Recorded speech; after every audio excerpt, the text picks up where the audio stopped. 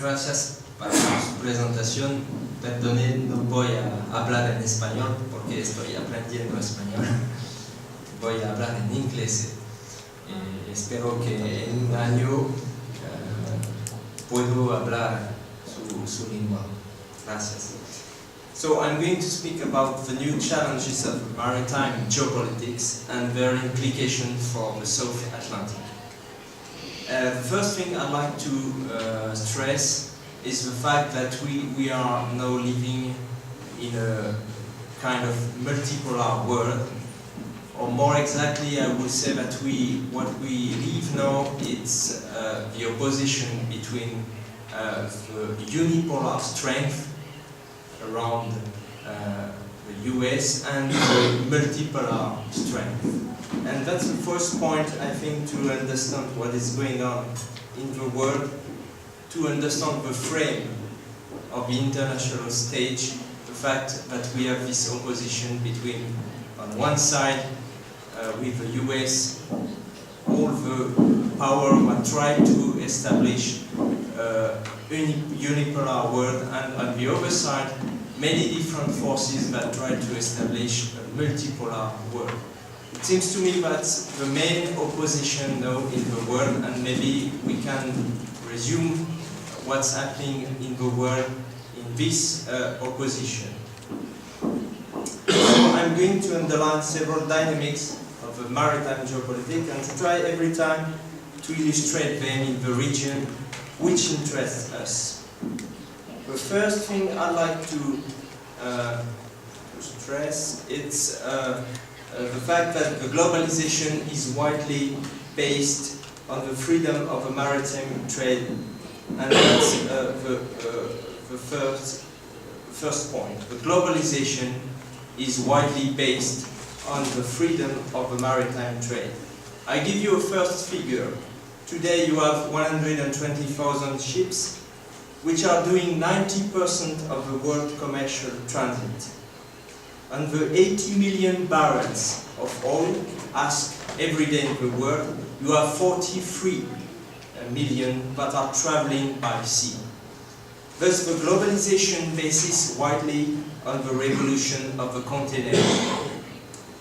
The Atlantic Ocean, and especially the South Atlantic, is less concerned by this flow of the globalization. Today in volume, you have #1 Trans-Pacific trade, #2 you have what's happening at the Suez Canal between Europe and Asia, and #3 finally you have the transatlantic trade. So globalization is widely connected to these maritime flows. In this new world, the South Atlantic area has a status of periphery. And geopolitically speaking, that's important to keep that in mind, that South Atlantic still have a kind of status of periphery in the globalization. As you know it, a number of historians showed that there is a direct link between this peripheral status of South Atlantic area and the historical downgrading of Argentina in terms of power. I remind you that in the 1920s, Argentine foreign trade represented 5% of the world trade, what was considerable. Argentina was then situated at the same economic level as Australia or Canada. So that's the first point. The second point is that after the US sea power, here comes the sea multipolar world. And that's something new also about the maritime geopolitics. Since 1945, there was an evident relationship between US globalization and US sea supremacy. The United States put themselves in capacity to protect the freedom of movement on the oceans and in the main straits, Gibraltar, Bab el-Mandeb, Hormuz, in the Red Sea, Bab el-Mandeb, Hormuz in Persian Gulf, I mean Malacca and other Asian straits. But now, the US sea supremacy is broken by the new submarine capabilities of merging powers like China, Russia and India. In reality, there are more and more countries capable of blocking the freedom of the trade in open sea and in the main straits. And there is not anymore marine, even the American marine, capable of ensuring freedom. So, in my opinion, that's a very important point in the maritime geopolitics. The fact that the submarine does not give the control of the ocean, but it can forbid the access. And the South Atlantic is primarily concerned, not only Asia. The powers which will count, I mean Brazil and Argentina, are the ones which should invest in powerful naval forces, in particular submarine forces. The third point I'd like to underline is that a multipolar world also means sovereignty above the oceans. This is something which is rather surprising, because at the time we are talking about globalization, usually people think that it's the end of sovereignty. But what's happening about the ocean is the contrary of that. I mean, the sovereignty of states on sea widely extended itself since the 18th century. In this time, you know, there was a territorial sea limited at 3 nautical miles, which is the maximal reach of the artillery, which was the maximal reach of the artillery. And then you have very new sea territories, because the state has to tolerate the armless passage in its territorial sea with 12 nautical miles of coast. Then you have the Akin zone between 12 and 24 miles. Then you have the exclusive economic zone between 24 and 200 miles. And you have also the question to define the continental shelf maximum of 350 miles. And beyond 350 miles, it's the open sea actually, which is free. So you have new, very important stakes about sovereignty, maritime sovereignty, based on the Convention of United Nations Right of the Sea. And why are these stakes of sovereignty so important? Within the framework of the multipolar world, the question of the access to vital resources like energy or mineral resources arises more and more. Let's take the case of hydrocarbons. We extract every day in the world 85 million barrels of oil. In 2003, every day will be needed maybe around 100 million barrels of oil per day instead of 85. Outside Russia and outside the Middle East, the proof unlikely reserve of oil lays in the ocean and the seas.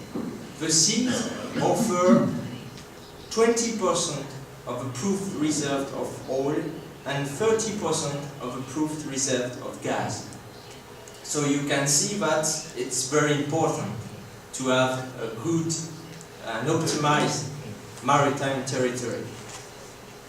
Why is it so possible to improve the access to these reserves? Thanks to the technological progress in extraction, the seismic studies in 3 dimensions, the directional drillings allow to push away the limits of the exploration and the production.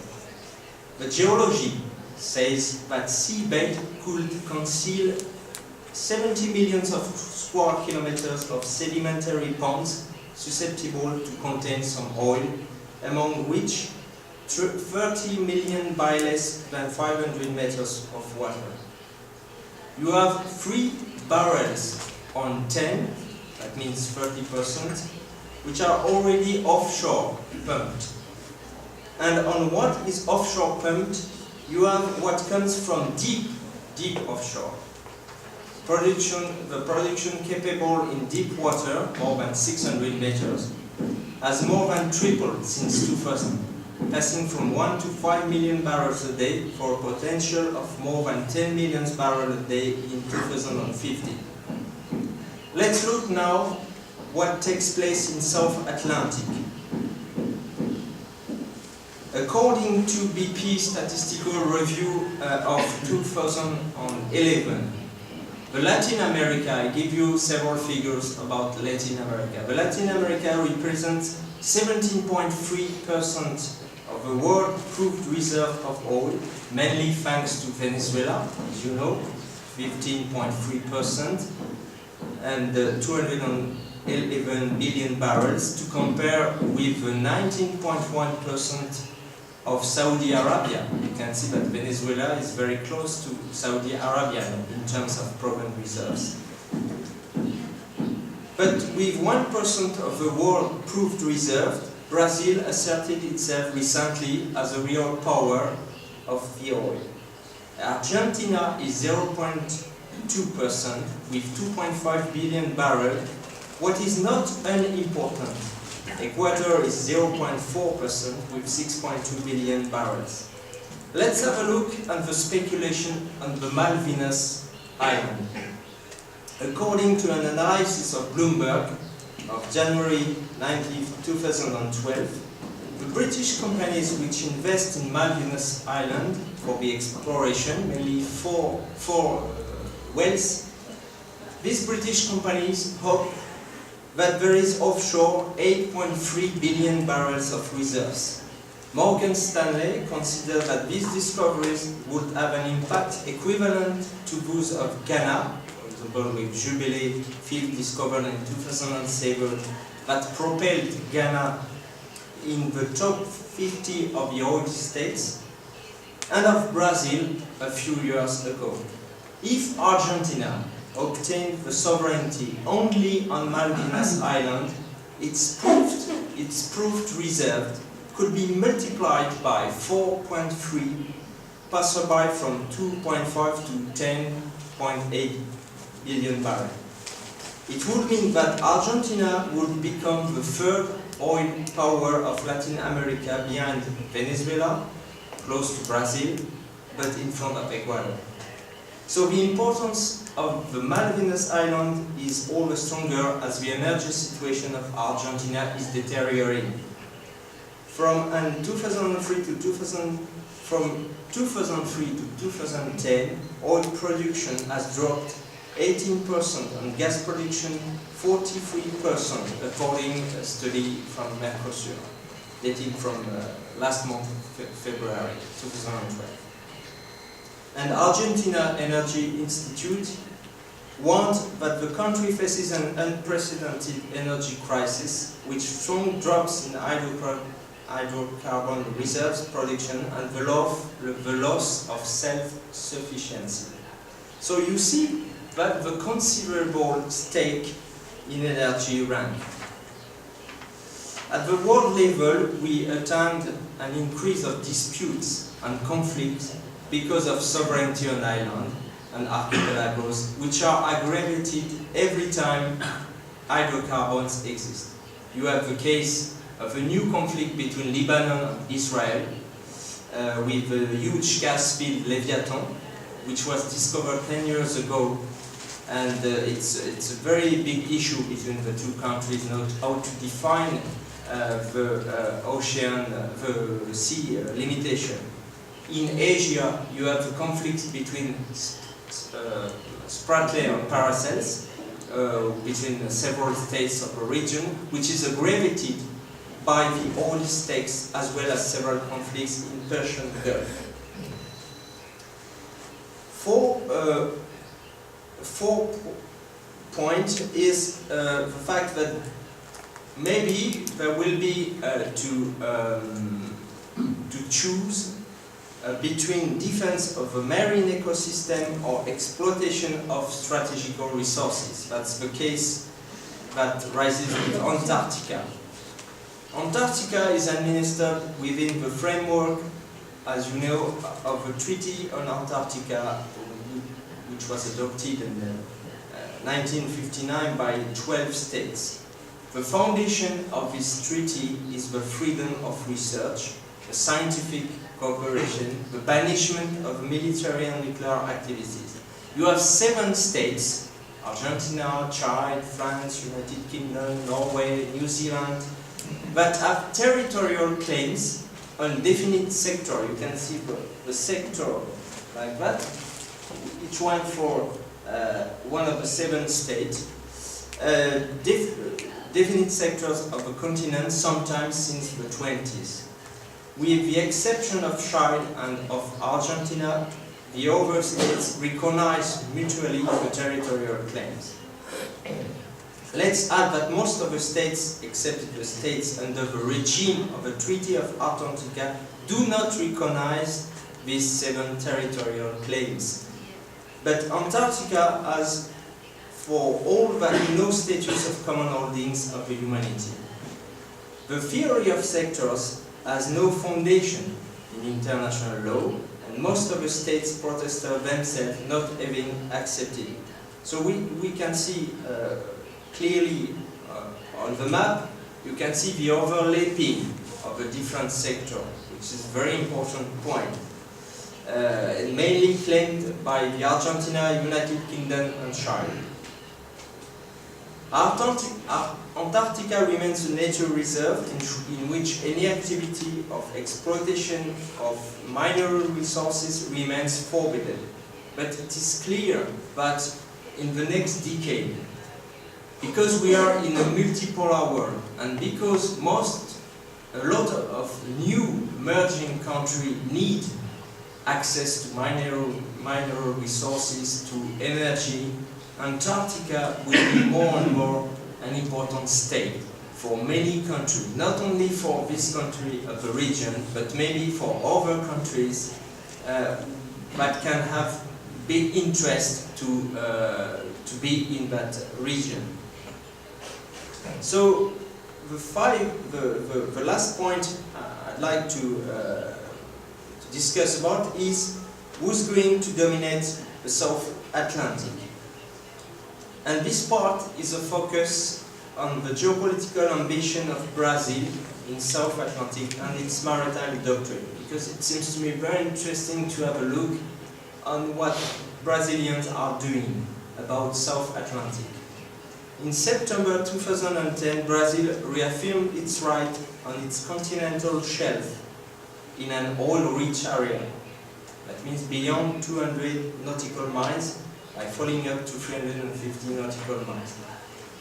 This extension of maritime sovereignty adds nearly 1 million square kilometers to the Brazilian maritime space, which made it 3.5 million. The new maritime doctrine, introduced in 2008, is one of the big priorities of Brazil.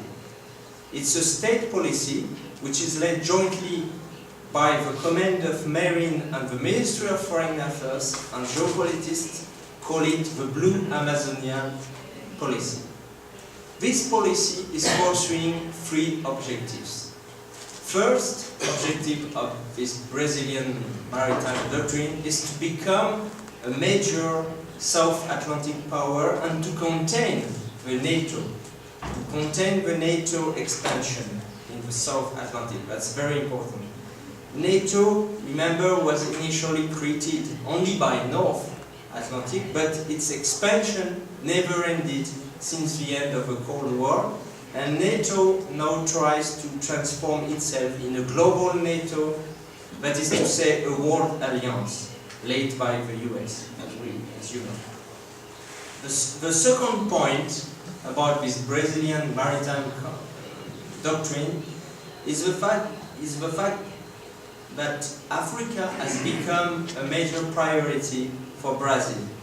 In July 2010, Lula chaired an important summit, Brazil-ECOWAS, in Cape Verde, which included Portuguese-speaking, French-speaking country, English-speaking. And Brazil is the second black country of the world, behind Nigeria, with 76 million Afro-Brazilians on 190 millions. Under the Lula government, Brazil opened 15 embassies in Africa And the goal of the Brazilian Marine is to reach the Guinea Gulf and then to unify South Atlantic between the coast of of Latin America, South America, and the African coast. And the third priority for Brazil in this maritime doctrine is to secure the immense wealth offshore oil and gas of its maritime space. This implies the military growth in the domain of the Navy, submarine, aviation. Brazil could then become one of the biggest producer and exporter of crude oil, and 90% of its production would come from the sea. So you can imagine that they want to secure that production, that offshore production.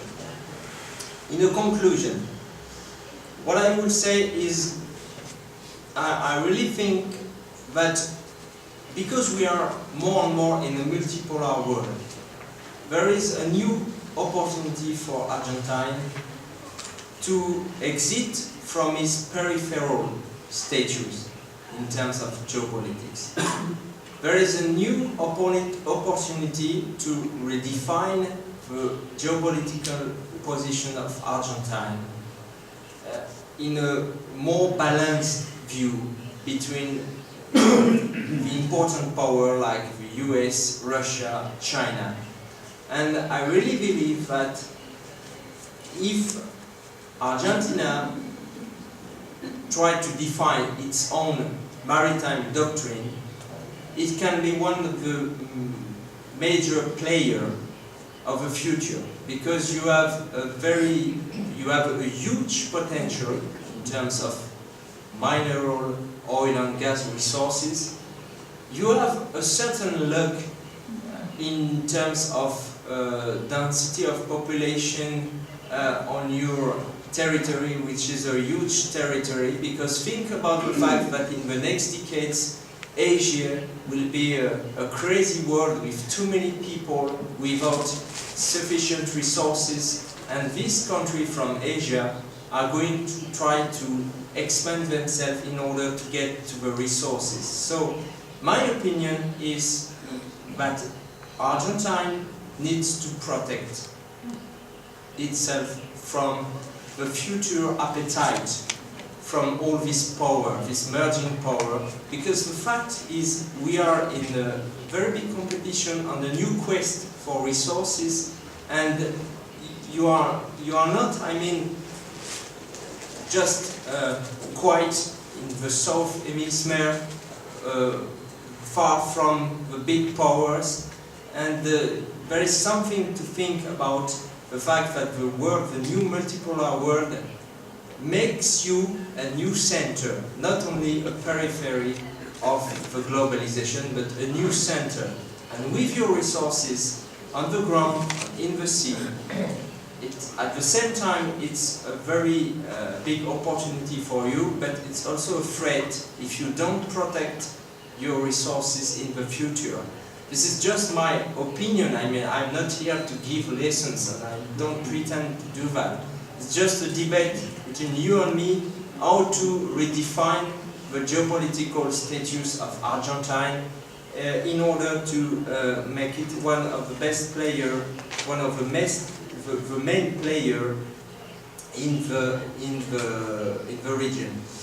About the Malvinas Island, I'm used to speak frankly, and I will do it. I really believe that these are your island, and this island will come back in the mainland. It's just a question of time, and the question is, do we have to consider that the renewal of your power begins with the recovery of the Malvinas Island, or do we have to consider that the recovery will be the consequences of the renewal of your power? I believe that it will be the consequences. I think the best strategy is to renew your doctrine in terms of power, to extend your power on South Atlantic, to make you to put your country in a very balanced position between the big powers like the US, Russia, and China especially, and Russia, especially Russia, but also China can help you to counterbalance the US and British alliance, because there is a de facto a US and British alliance, and I really think then as a result the recovery of Malvinas will come. The last thing I'd like to give to the debates is the fact that I'm rather surprised of something, because I'm used to travel a lot and to discuss with a different army in every country. What I see in Russia, what I see in India, what I see in China is all these countries have no complex about how to think the power. No problem to think a new strategy of power, and in all these countries the army has its own place to participate to the debate to redefine the doctrine of power. I perfectly know what happened in the past with the army, the dictatorship and the war of Malvinas, and the trauma that constitutes the failure. But maybe it's useful to stop with that and to make the army, like in Brazil, participating into the debate to renew your strategical doctrine of power, because the fact is that everybody is doing that. I mean, the US, the British, the French, the Russian, everybody tried to define a new doctrine of power in the multipolar world, how to be a player. So, I mean, Argentina is a very, probably in Latin America, the most educated level country, in my opinion. You have everybody you need here. You don't need anybody. You just have the real level of education. But it seems to me, just my perception, that the trauma of history is something difficult to deal with the notion of power.